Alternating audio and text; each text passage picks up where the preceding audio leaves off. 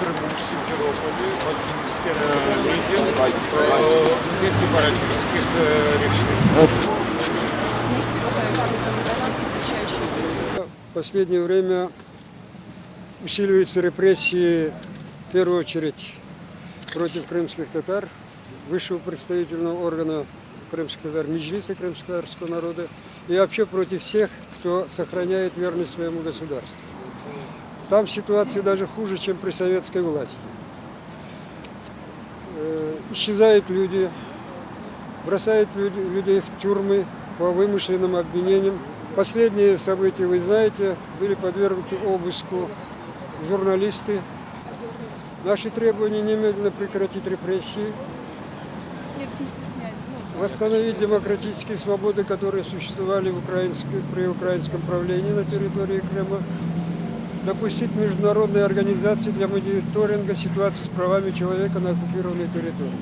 Мы также требуем от властей Украины принятия решительных мер. Мы считаем, что немедленно надо прекратить хотя бы на несколько дней в ответ на эти репрессии, усилившиеся, прекратить подачу электроэнергии тоже. Нужно прерывать все вот эти торговые связи. Объявлять оккупированную территорию, где бандитская власть свободной экономической зоны, просто абсурд. Там электричество, вырабатываемое на территории Крыма, достаточно для того, чтобы обеспечить электричеством пенсионеров, больницы, школы, но недостаточно, конечно, для производства, для обеспечения военных баз, которых понастроили россияне. Поэтому там около 300 мегаватт, которые вырабатывает Крым, вполне достаточно для этих пенсионеров.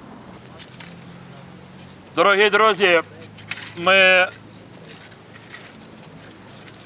закликали вас прийти до стін посольства Російської Федерації в Україні, посольства країни, яка виступила і є агресором проти нашої держави, посольства країни,